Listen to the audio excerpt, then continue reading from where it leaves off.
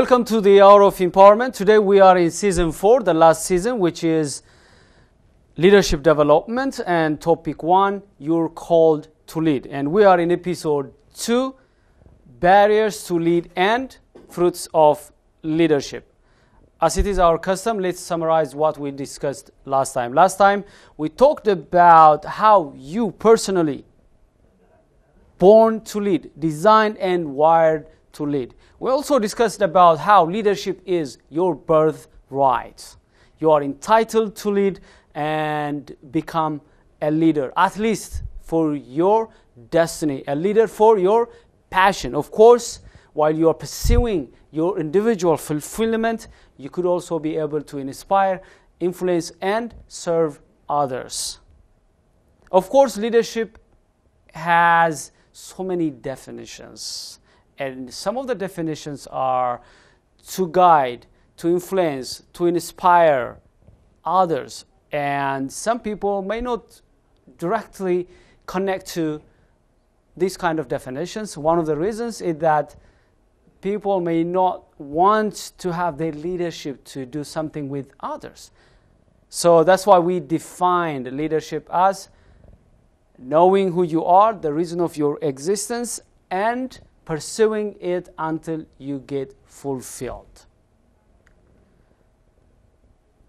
If you if you watched our program, the previous one, episode 1, there was no reason for you to avoid leadership.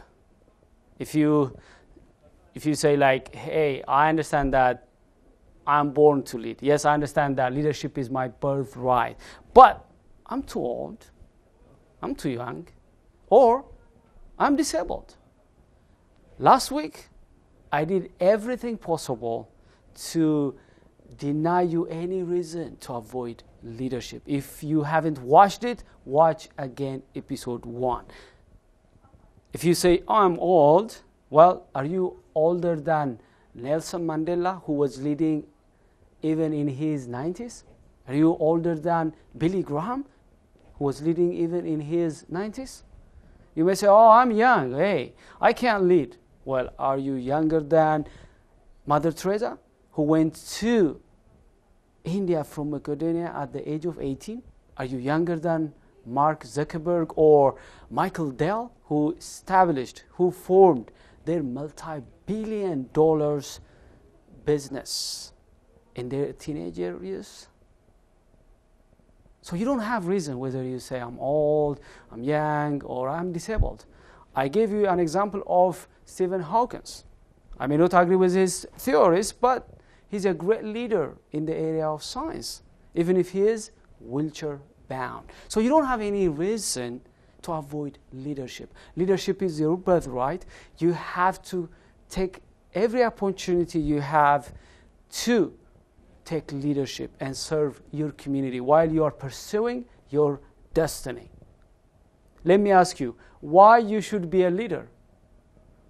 Yes, you are born to lead. Leadership is your birthright.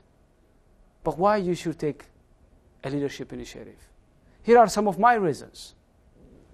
To pursue your destiny, to release your potential, and to serve your community, and to contribute your share toward this collective fulfillment. Yes, you can't do everything. You can't solve every problem, but you can contribute your share towards the collective fulfillment of your family, your organization, your community, and your country.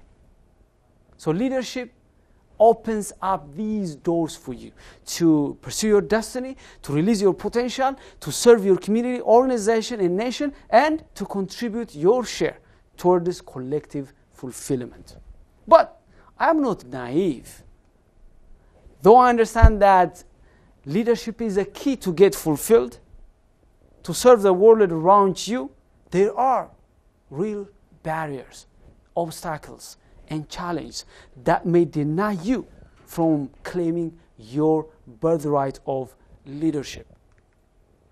Tell me, what are some of the challenges, the barriers that are keeping you at bay? What are some of the challenges that are preventing you from becoming a leader. I remember the challenges and the obstacles for me to break through and become a youth leader in the early 90s. What are some of the reasons, some of the challenges that are keeping you at bay? Tell me at least 1, 2, 3. I'm going to give you 4 general reasons, barriers that prevent many people from becoming leaders.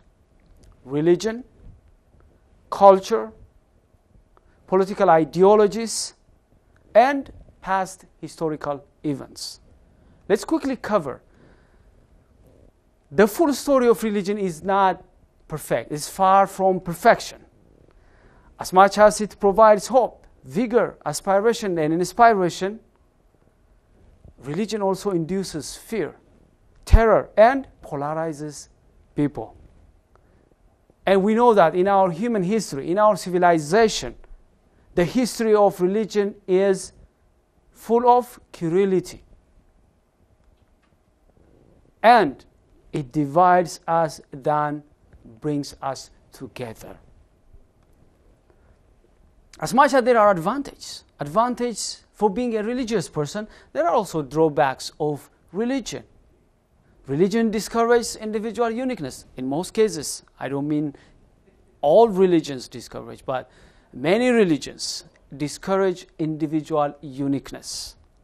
These dogmas and doctrine cause them to become judgmental, rigid, and so on and so forth. Rather than seeking individual fulfillment, going to heaven preoccupies many people. Rather than going out to serve as leaders in the area of their passion and make each day accountable, they wait for Judgment Day. But you know it, and I know it. Every day is a Judgment Day. Every day we have to be accountable. We have to go out, pursue our destiny, and fulfill our responsibilities as leaders. We don't need to wait the future to judge us. We should be able to be ready each day. Members of religion, they are expected to follow than take leadership. They are demanded to show blind loyalty in the name of humility. And because of that, they are denied of expressing themselves and showing their uniqueness and serve their passion according to their gift and talent. Because of that, they don't take leadership initiatives.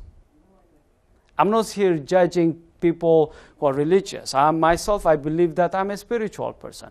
But unless we are careful, sometimes we may be curtailed. We may be prevented from becoming unique and pursuing our destiny because we are told to just follow.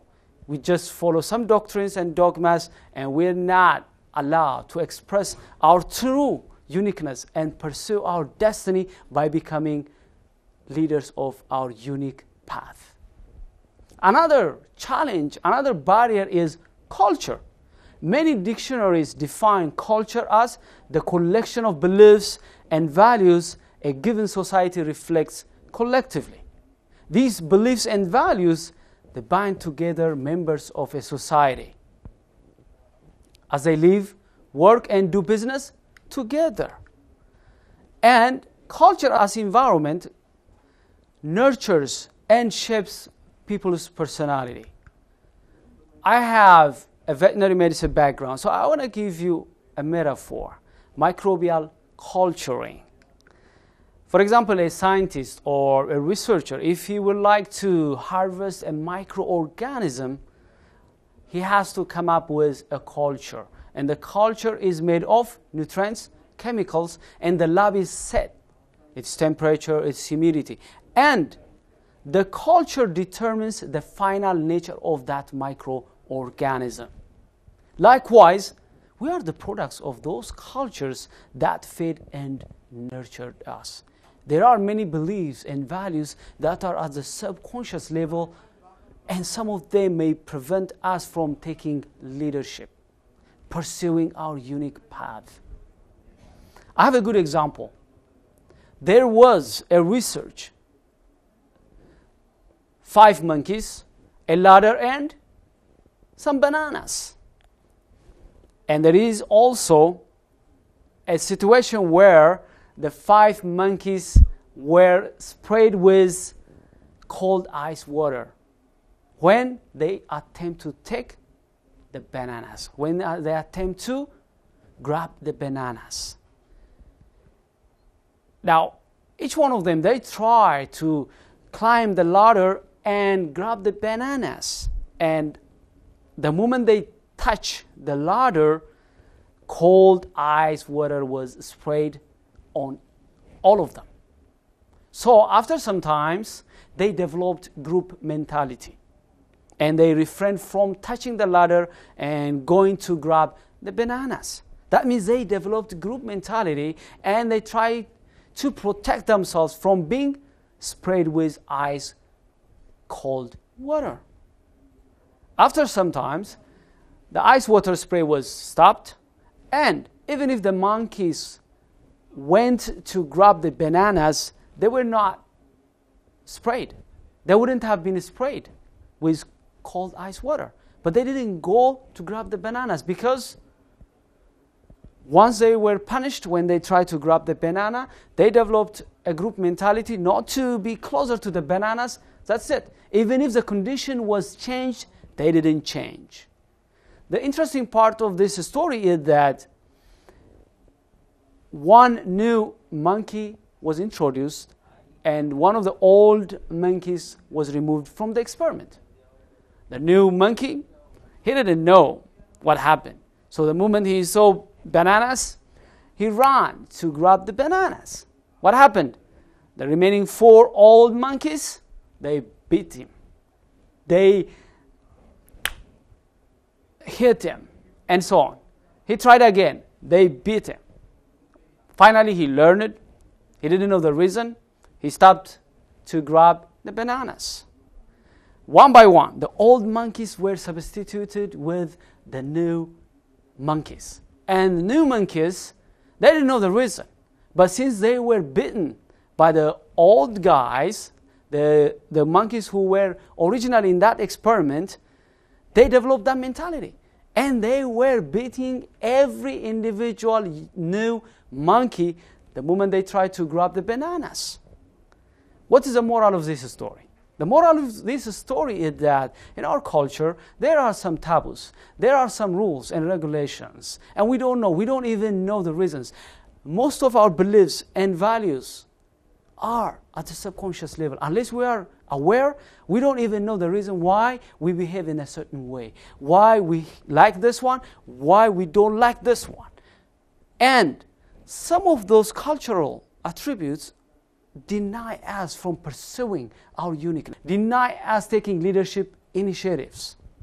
Of course, there are cultures that encourage leadership, but there are also other cultures that discourage leadership. Many of the communal cultures discourage leadership than individual-based cultures. However, every culture has some sayings that discourage leadership. Let me give you some quotations, for example. In my country, Ethiopia, there is a quotation, silence is gold. In Spain, a closed mouth catches no flies. You know that there is no way that someone becomes unique without sharing his or her message and vision. And for that, you need to speak. You need to communicate. But as you can see, the sayings, they are saying silence is gold. So people, by default, at subconscious level, they think that the more they are quiet, the more they are silent, the more they are appreciated. The more they see people who speak, people who come out and pursue their destiny and communicate their vision and message, they think that these guys are weird. And they discourage them. There are also other quotations from other cultures. For example, in the Western cultures, there is a saying, don't blow your own horn. In the Far East, the nail that sticks up will get pounded down. In the Middle East, woe to leadership, for it buries those who possess it. While having this kind of sayings and quotations and taboos is very difficult for many individuals to step out and become leaders and pursue their unique destiny. Political ideologies are also barriers, especially political ideologies that group individuals into their ethnicity, in their social class, and so on and so forth. And these kind of political ideologies, they deny individual uniqueness. More than any other political ideologies, dictatorship is the most worst political factor that deny individuals from pursuing their leadership birthright. Here is a definition from Urban Dictionary. Dictatorship is a form of government where the leader of the country owns all of its citizens and their souls. A form of government where the leader of the country owns all of its citizens and their souls. That means dictators, they have absolute, ultimate, unchecked and unconditioned control on their people's life and soul. Dictatorship imprisons billions of people, and it denies people from seeking their individual uniqueness and taking leadership. If you are under dictatorship, you are denied of your right in becoming a leader and pursue your destiny. My country has been led by dictators who own the people and their souls. They misguided the whole nation to serve their own greed and ambitious agenda. There are also other historical events that may deny people confidence, that may deny people from coming out and believing in themselves and pursuing their uniqueness by becoming leaders. For example, colonization, racial discrimination, ethnicity discrimination, and sexual discrimination. Let me talk a little bit about sexual discrimination. In every society, women are constituted more than 50% of their societies. They take maybe 75% of the responsibilities in that community, in their culture. But we don't have like even 10% of women as leaders. It's a waste of potential because these women, they are working hard and contributing their share up to 75%, but they are not leaders. Even 10% of those women are not leaders. It's sad. Well, I have talked about some of the challenges, some of the barriers that may prevent you from becoming a leader of your destiny. However, there is a good news.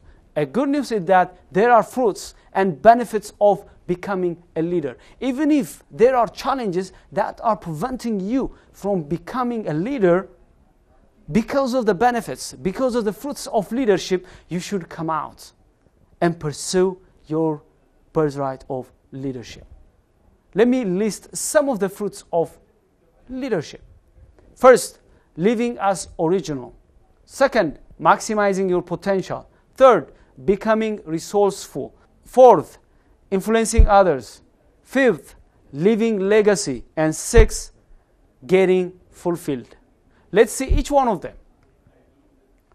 Leadership offers you a chance to become original, to lead an original life and a distinctive path. But you may say, okay, I want to be an original, and you told me that leadership could be able to help me in becoming original. But what are the benefits of being an original person? There are many, many benefits. Let me list some of them. When you become original, people pursue you. They are willing to pay whatever it costs to buy your products, your services. They trade their best and they celebrate you. Let me just pick one of the benefits of becoming an original person. People trade their best when you become an original person. Let me share with you the story that you are aware. Ethiopia's Queen of Sheba. She wanted to visit and see King Solomon in person. even if she was already a queen and in his class, she traded her pride and gathered her treasure and traveled to pay respect to a man with original wisdom. Steve Jobs once said that I will trade all of my technologies for an afternoon with Socrates. Well, Apple is worth more than $500 billion. But Steve Jobs, he was willing to trade that. But why? Why he was willing to trade his technologies to have an afternoon with Socrates? That's because having a one-on-one time with an original thinker, an original philosopher like Socrates deserves to give a lifetime possession away. The second benefit, the second fruit of leadership is maximizing our potential. Each and every one of us has great potential. And leadership offers that chance for us to become successful and maximize our potential. Of course, maximize our potential through serving others. But there are barriers, there are challenges that may prevent us from knowing our potential, let alone to maximize our potential. Even they may prevent us from knowing our potential. Let me list some of them. Ignorance. When we are ignorant about who we are, we don't know even the potential we carry within. Lack of exposure. When we are not exposed to new things, we don't even know that we have great potential within.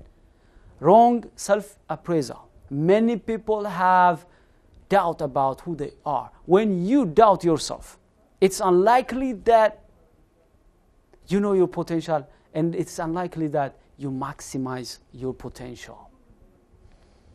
Believing in the distorted assessment of others. Others, they couldn't be able to know our potential as much as we could be able to know. So, if we depend on people's assessment about who we are, it's unlikely that we know our potential. The fear of trying. When we are scared to take risks, when we are afraid to try because we may fail, we can't be able to know our potential. And also the lack of the right environment. When we lack the right environment, when we don't have the right association, it's possible that we may not know our potential and maximize our potential. The third benefit or the third fruit of becoming a leader is resourcefulness. You can't succeed in your individual and organizational goals without becoming resourceful. And you have to tap into resources and networks beyond your backyard so that you become resourceful, and leadership offers you that chance in becoming resourceful. The fourth benefit or fruit of leadership is influencing others. But influencing others is not simple. I'm talking about influencing others without twisting their hands, without intimidating them, without formal authority, but through authenticity. Leadership offers you that chance of influencing others and impact the lives of others. The fifth fruit is leaving legacy. Leaving legacy is in our instincts. As humans, we want to leave legacy. And many achievers, super achievers, they want to leave legacy behind them. Even if they are gone, they want to leave great legacies. And of course, the world rewards those who leave legacy. And leaving legacy and leadership, they are not separate. If you want to leave legacy, you should become a leader. The sixth benefit is getting fulfilled. With the right kind of leadership, it's possible that you could be able to secure your fulfillment. And of course, when we talk about fulfillment, you are the one to witness your fulfillment, and you sense it, you know it when you are on the road toward this fulfillment. But fulfillment cannot be achieved overnight. Leadership enables you to get fulfilled.